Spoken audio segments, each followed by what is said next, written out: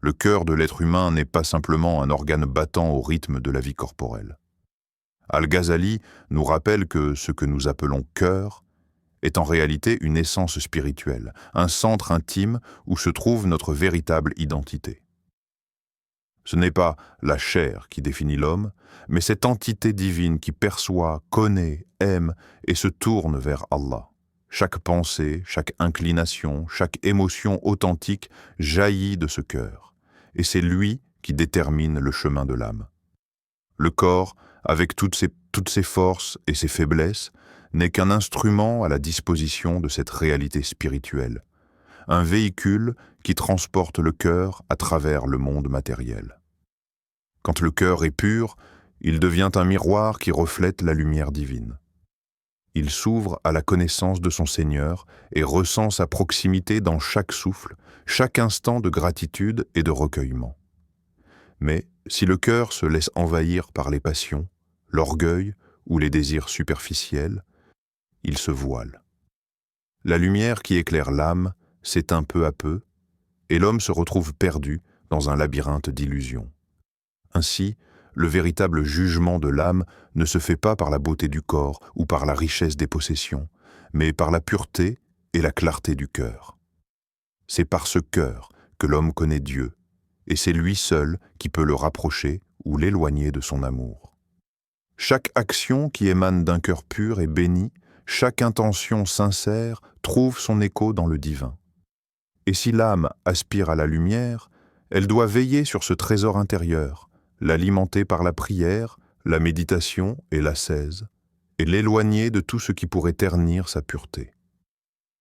Dans ce voyage intérieur, le cœur devient un guide inflexible, une boussole qui mène à l'éternité. Comme le rappelle le Coran, en vérité, dans les cœurs, il y a des signes pour ceux qui savent écouter. Sourate 51, verset 52. Ce verset met en lumière cette vérité essentielle. La connaissance de Dieu et la perception du réel ne naissent pas des yeux ou des oreilles, mais de ce centre intime où réside la lumière spirituelle. Cultiver ce cœur, le purifier et l'orienter vers le divin, c'est toucher à l'essence même de ce que signifie être humain. Imaginez un royaume, vaste et complexe, où chaque élément travaille au service d'un souverain unique. Dans le royaume de l'être humain, ce souverain n'est autre que le cœur. Al-Ghazali le décrit comme un roi absolu, régnant sur ses domaines, le corps et ses multiples membres, les mains, les yeux, la langue, les pieds, tous sont ses soldats. Chaque action, chaque geste, chaque parole découle de l'ordre silencieux qui émane de ce trône intérieur. Lorsque le roi est pur et éclairé, ses soldats accomplissent des merveilles. Ils portent la lumière dans le monde, font du bien et orientent la vie vers le divin. Mais si le cœur est corrompu, le royaume se désordonne. Les soldats deviennent des instruments du mal et chaque mouvement reflète le désordre intérieur. Le cœur, roi de ce royaume, ne se contente pas de commander, il éduque, discipline, inspire et guide. Il enseigne à ses soldats l'orphelinat la patience, l'humilité et la vigilance. Les mains ne frappent pas injustement, la langue ne profère pas de mensonges, les yeux ne se perdent pas dans ce qui est futile. Tout acte devient une extension de la volonté du roi, un reflet de son état intérieur. Cette métaphore illustre une vérité profonde. Notre vie extérieure, nos gestes et nos paroles ne sont que le miroir de ce qui habite notre cœur. Un royaume où le roi est sage devient un havre de paix, où chaque membre œuvre harmonieusement vers le bien et vers Allah. Mais gouverner un royaume n'est pas un privilège passif. C'est une responsabilité constante. Il faut surveiller, corriger, orienter et parfois punir pour préserver l'ordre et la justice. De même, le cœur doit être conscient, vigilant, prêt à corriger ses inclinations et à purifier ses désirs. C'est par cette discipline que l'âme avance, que les actes deviennent des œuvres de lumière et que l'homme se rapproche de son Créateur. Le Coran illustre cette réalité avec une clarté saisissante. Celui qui se purifie lui-même s'épure, et vers Allah seul est le retour. Sourate 87, versets 14 à 15. Chaque membre obéit à ce cœur qui s'efforce de se purifier. Chaque acte devient un pas vers le divin. Le cœur, en tant que roi, transforme ainsi le royaume intérieur en un lieu de paix, d'adoration et de lumière, où le corps entier sert la cause de l'âme et de Dieu. Le royaume intérieur du cœur ne se limite pas aux gestes visibles, aux mains qui agissent ou aux yeux qui observent.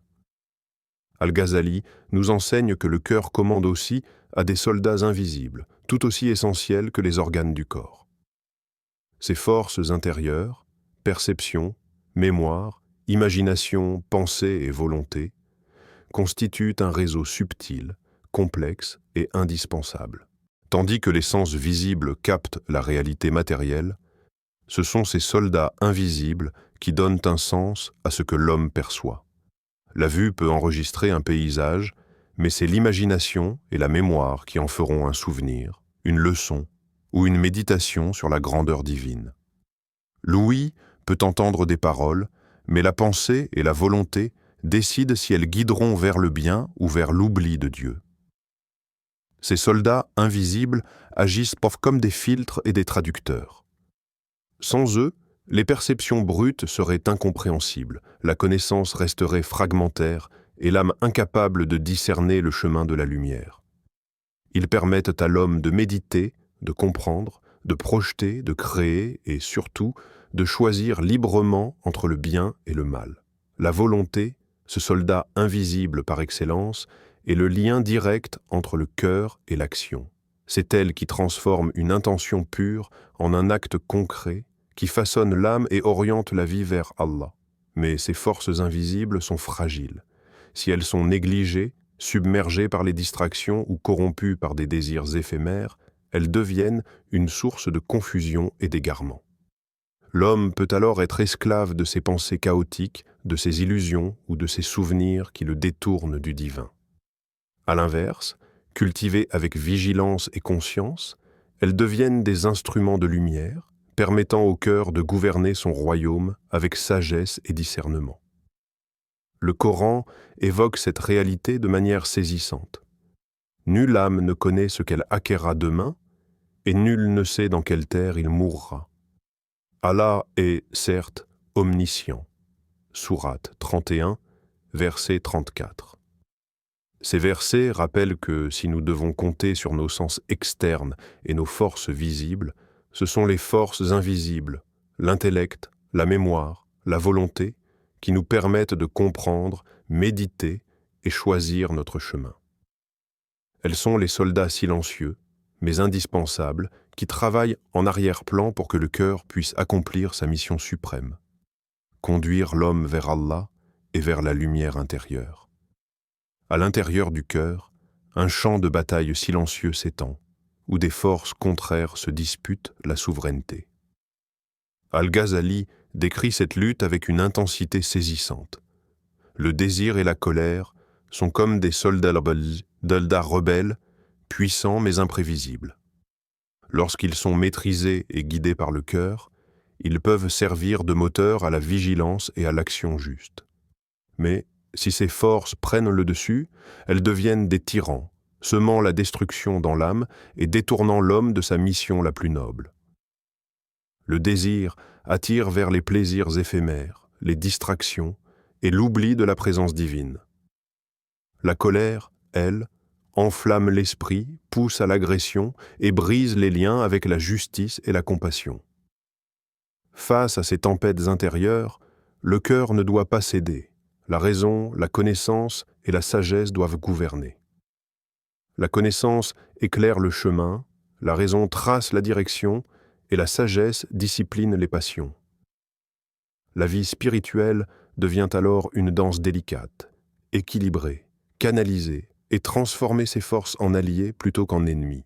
Chaque décision, chaque pensée, chaque mouvement du corps est influencé par cette tension interne.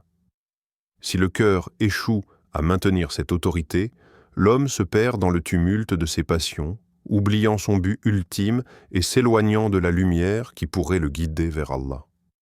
Cette lutte n'est pas un combat occasionnel, mais une bataille constante, un engagement quotidien. Même les plus pieux sont confrontés à ces assauts invisibles. Ce qui distingue ceux qui avancent dans la dans la voie spirituelle, c'est la vigilance constante, la capacité de reconnaître les tyrans intérieurs et de les subordonner à l'autorité du cœur. C'est ainsi que la raison, la foi et la sagesse deviennent les armes et les boucliers du souverain intérieur, permettant à l'âme de progresser malgré les assauts des désirs et des colères. Le Coran rappelle cette réalité avec puissance. Et ne laissez pas vos âmes vous perdre par envie et désir, car Allah est avec ceux qui craignent et se purifient. Sourate 16, verset 128. Ce verset montre que la vigilance face aux forces intérieures n'est pas seulement un devoir, mais une condition pour rester sur le chemin de la lumière. La lutte intérieure est une épreuve, mais c'est aussi l'opportunité de purifier le cœur et de transformer chaque désir et chaque colère en force au service de l'âme et de Dieu. Le cœur humain est bien plus qu'un simple siège d'émotions ou de pensées, c'est un miroir subtil, capable de refléter l'invisible. Al-Ghazali décrit ce phénomène avec une profondeur fascinante. Lorsque le miroir du cœur est pur, il devient un passage vers le royaume spirituel, un instrument de lumière qui capte les réalités divines.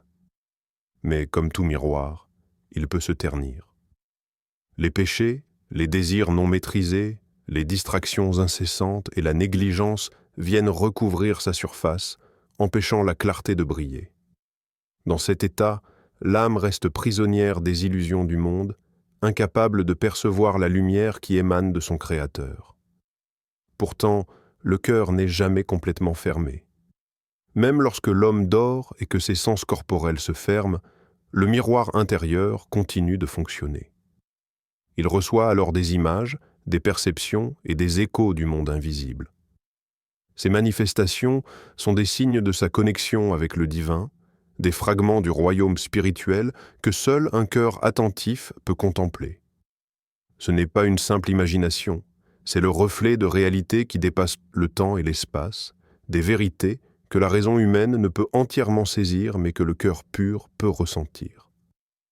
La purification du cœur est essentielle pour que ce miroir reflète fidèlement la lumière divine.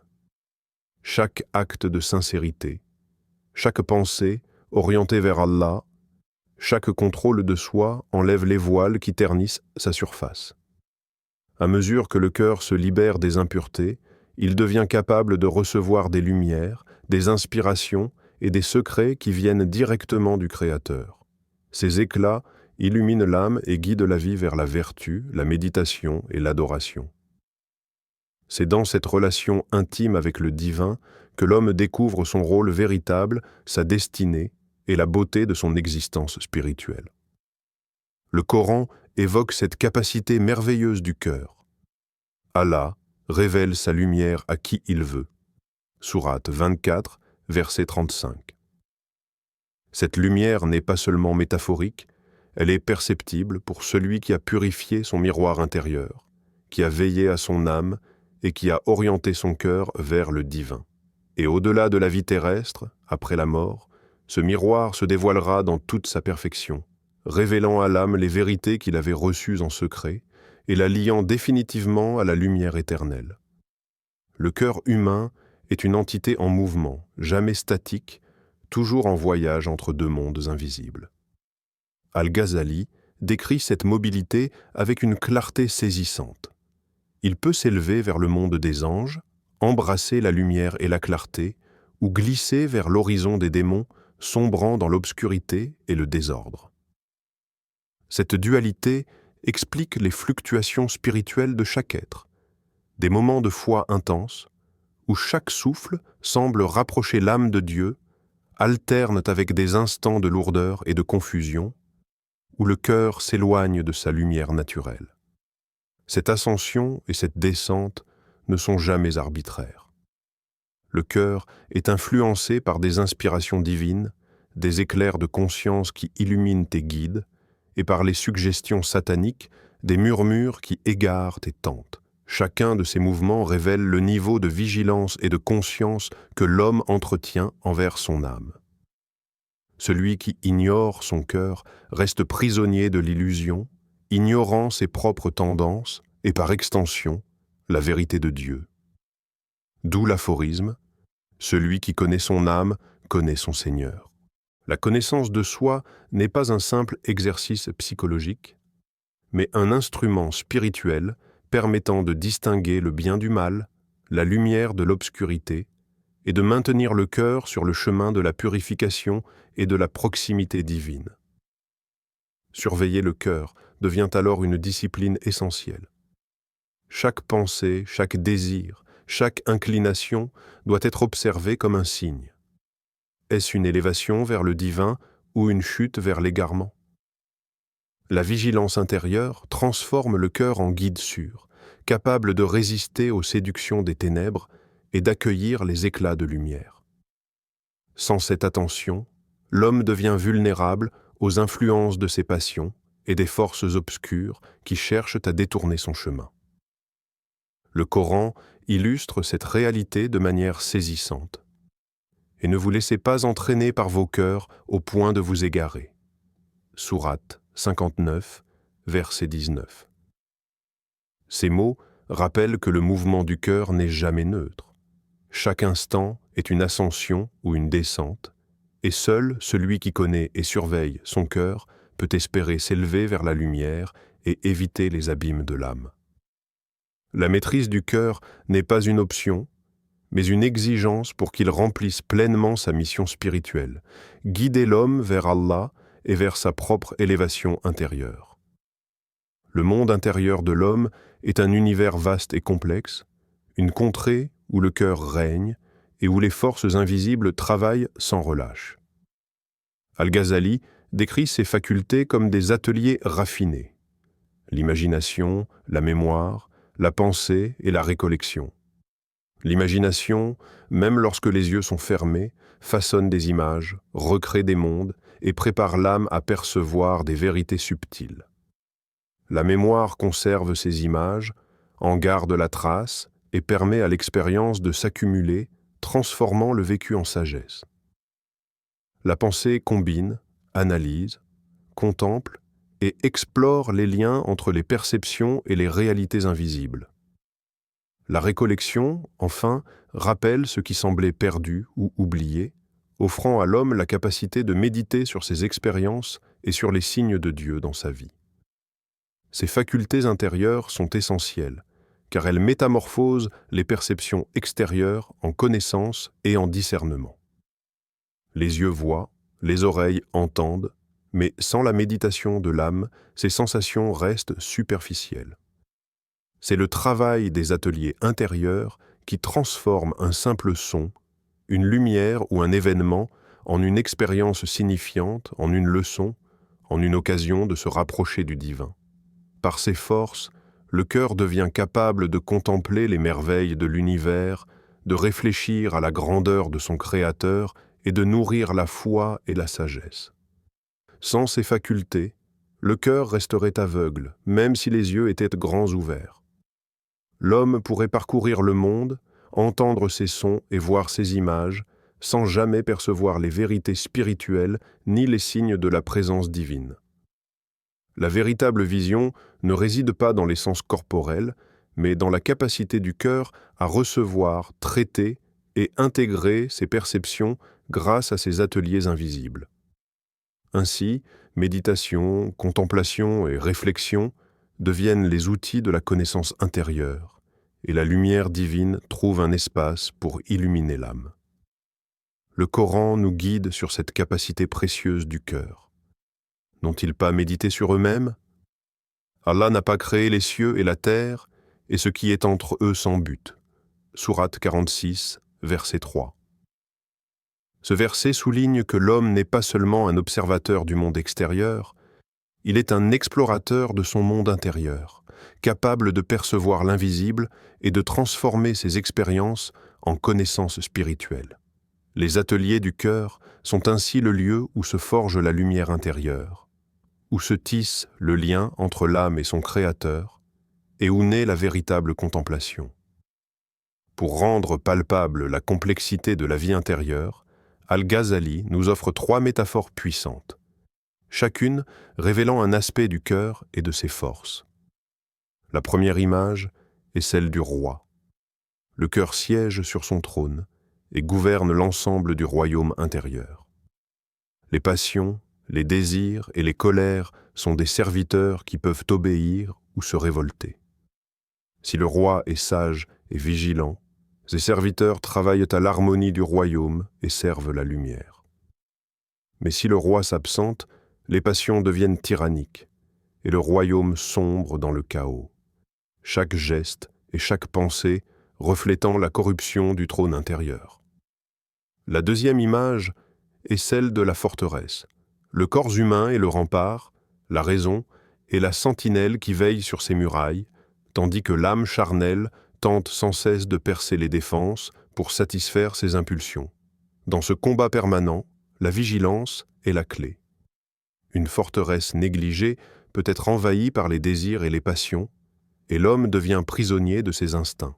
Mais une forteresse bien tenue, où la raison et la discipline contrôlent de l'accès, offre un refuge à l'âme et protège le cœur des influences destructrices. Enfin, Al-Ghazali utilise l'image du chasseur pour illustrer la maîtrise de soi. L'intellect est le cavalier, le désir est le cheval, et la colère est le chien. Le cavalier doit guider le cheval avec fermeté et diriger le chien avec discernement. Si le cavalier maîtrise ses compagnons, il atteint sa cible, il réussit à accomplir ses objectifs spirituels. Mais si le cheval et le chien prennent le dessus, le chasseur échoue, dévient sa trajectoire et se perd dans la forêt des passions.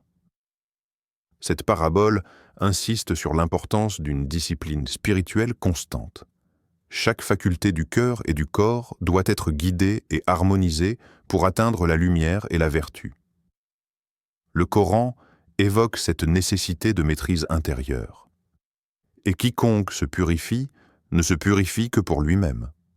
Sourate 35, verset 18. Ce verset souligne que la responsabilité de guider ses désirs, sa colère et ses pensées incombe à chacun. Les paraboles du roi, de la forteresse et du chasseur ne sont pas de simples images. Elles sont des instruments pour comprendre le travail quotidien que nécessite la purification du cœur. La discipline intérieure n'est pas un acte ponctuel, mais un engagement constant, un art de gouverner ses passions et d'orienter le cœur vers le divin. Le cœur n'est pas seulement le siège des émotions ou de la pensée, c'est le centre ultime de la responsabilité humaine, le lieu où la relation avec Allah se manifeste pleinement. Al-Ghazali insiste sur cette vérité. Dieu s'adresse au cœur. C'est lui qui obéit ou désobéit, qui croit ou renie, qui se purifie ou se corrompt. Les membres du corps, les mains, les yeux, la langue ou les pieds, ne sont que les exécutants des ordres qui émanent de ce trône intérieur. La réussite spirituelle et morale de l'homme dépend donc entièrement de l'état de son cœur. Lorsque le cœur est pur et vigilant, il transforme chaque action en un acte de lumière et d'adoration. La parole prononcée, le geste accompli, même les mouvements les plus simples, deviennent le reflet de cette clarté intérieure. À l'inverse, un cœur corrompu transforme les mêmes gestes en instruments de vanité, de malice ou d'égarement. C'est pourquoi Allah ne regarde pas les corps ni les apparences extérieures. Ce qui importe véritablement, ce sont vos cœurs et vos actions. La vérité de l'homme se révèle dans la pureté, la sincérité et l'orientation de son cœur. Al-Ghazali souligne que la réforme de la vie commence par la réforme du cœur. Toute transformation extérieure, tout effort matériel ou social, n'a de valeur que s'il est soutenu par un cœur conscient, attentif et pur. Le travail sur soi ne consiste pas seulement à corriger ses gestes ou ses habitudes, mais à purifier le centre même de l'être, là où naissent toutes les intentions et où se décident la foi et le refus. C'est cette vigilance sur le cœur qui prépare l'âme à être interrogée, réprimandée ou récompensée dans le jugement divin. Le Coran souligne cette primauté du cœur avec force. Ce n'est pas vos corps ni vos apparences que regarde Allah, mais ce que vos cœurs ont préparé. Sourate 59, verset 18. Ce verset rappelle que la véritable évaluation de l'homme ne se fait pas sur la surface, mais dans la profondeur intime de son âme. La responsabilité divine repose donc sur ce miroir intérieur, cultiver sa pureté, contrôler ses désirs et ses passions, orienter sa pensée et sa volonté vers le bien. Le cœur est le centre de la vie spirituelle, le pivot de toute réforme et la clé de la réussite ultime. Connaître le cœur n'est pas une simple réflexion intellectuelle, c'est le fondement même de la religion et le début du chemin vers Allah. Al-Ghazali insiste sur cette vérité. Celui qui ignore son cœur est comme quelqu'un qui oublie Allah. Et lorsqu'on oublie Allah, l'âme elle-même s'éteint dans l'oubli, perdant sa clarté et sa direction. Le cœur est la source de la guidance, le lieu où naît la foi et le réceptacle de la lumière divine.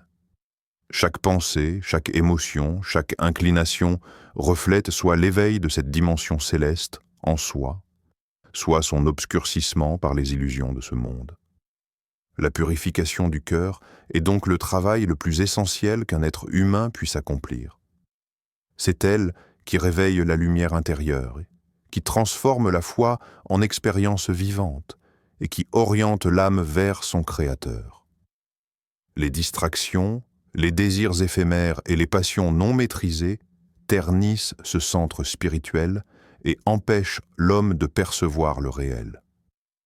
Ignorer cette réalité revient à errer dans le labyrinthe des illusions, à se perdre dans les formes extérieures de la vie, sans toucher à la vérité qui réside au cœur de l'âme. Al-Ghazali souligne que la connaissance du cœur n'est pas seulement une question d'introspection, mais une condition pour atteindre le salut. Chaque religion, chaque voie spirituelle authentique commence par cet acte de conscience. Observer, connaître, purifier et orienter le cœur. C'est en travaillant sur ce centre intérieur que l'homme devient capable de discerner la lumière du divin, de résister aux séductions des passions et de vivre en harmonie avec les commandements d'Allah.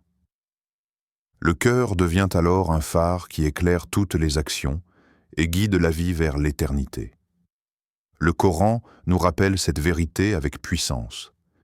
Ceux qui croient et dont les cœurs s'apaisent à l'invocation d'Allah. En vérité, par l'invocation d'Allah, les cœurs trouvent le repos. Sourate 13, verset 28. La connaissance et l'attention portées au cœur permettent à l'âme de se stabiliser, de trouver la paix et de s'élever vers la lumière divine. Connaître son cœur, c'est réveiller la dimension céleste en soi, purifier son miroir intérieur et ouvrir le chemin vers Allah. C'est là que réside le véritable salut, celui qui dépasse le temps, les apparences et les illusions du monde.